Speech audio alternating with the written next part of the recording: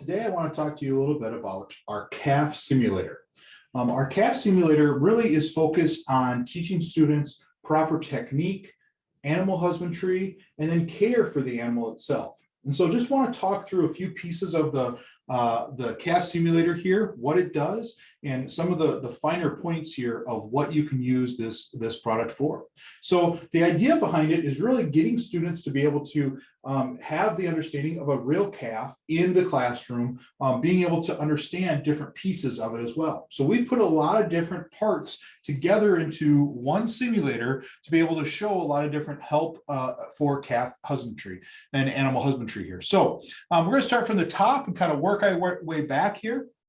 As you see the top here, the mouth does open here, and inside it allows you to actually do esophageal tube feeding. So with this product, you could actually straddle it, you can stand in front of it, and you can actually do tube feeding with this to make sure that you're going to tube feed correctly. So you can actually feel in the neck here, the esophagus, the trachea, you can feel those and then be able to make sure that you are doing that correctly. So that is the front here, allowing you to do that with the mouth, being able to open it up and move in there. Moving back a little farther here, we have ears.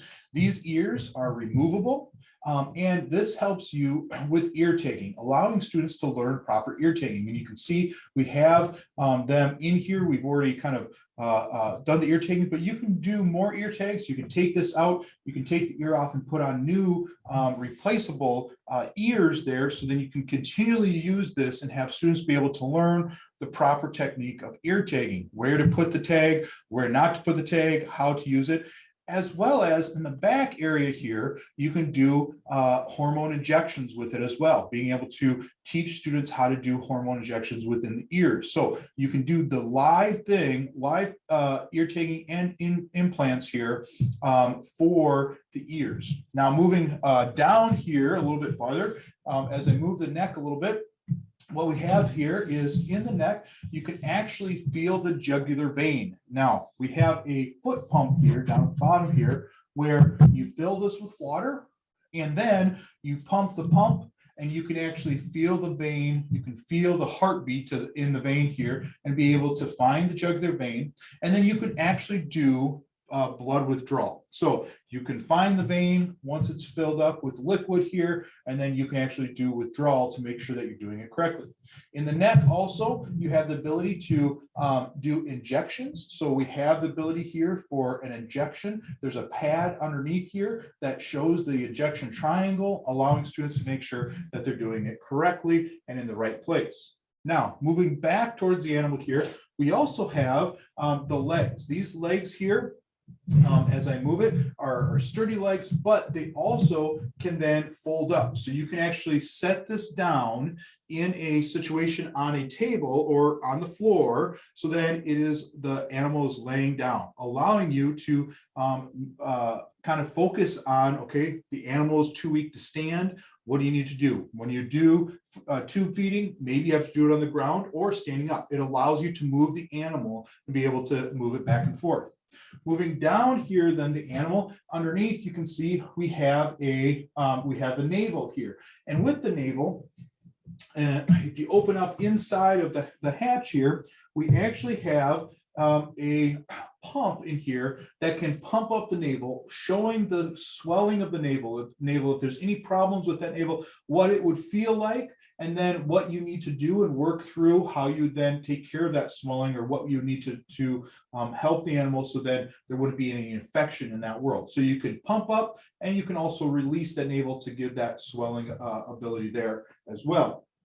Moving back then, the other thing you can see inside of the cavity here in the middle here is there is another canister here that you can fill up with water. The purpose with filling with water, or water with some red dye, is in the back here on the tail. We actually have the ability to do a tail blood draw. And so in the tail here, you can actually feel the vertebrae. And as you feel the vertebrae, you can go up and you can find where the location is to actually do a tail blood draw. This allows students to actually do it with that canister in here that you fill up with water. They can actually go in, do the injection, and then withdraw the water to really make sure that they're doing it correctly, that they're hitting the spot correctly. So in the tail, then you can do a tail blood draw and teach students how to do actual tail blood draw. And then below the tail, underneath here, there's actually the testicles. So the male calf here, as we're using this, is there are testicles under here. The scrotum is there where you can actually pull the sac back. And when you do that, you then have the ability to simulate castration, being able to would cut open the scrotum, being able to pull the testicles out, and then being able to either cut them, surgically cut them, or doing the pulling and the ripping motion to remove the testicles, allowing you to kind of simulate that surgical removal of the testicles for there. So allowing you to be able to have an understanding and then replace it and have another student do that again. So then they can learn those techniques with that. Now, this whole animal itself has a lot of different pieces to the puzzle of animal husbandry, caring for a calf at their most vulnerable state. Walking through your students and letting your students simulate and try and be able to understand and use this to gain knowledge in that world is very beneficial for them and helpful in the classroom where they can do it under your watchful eye, knowing if they're doing it right, what they need to do differently to make sure that they're doing it correctly. That is where the calf simulator comes in and helps you in the classroom within agriculture education.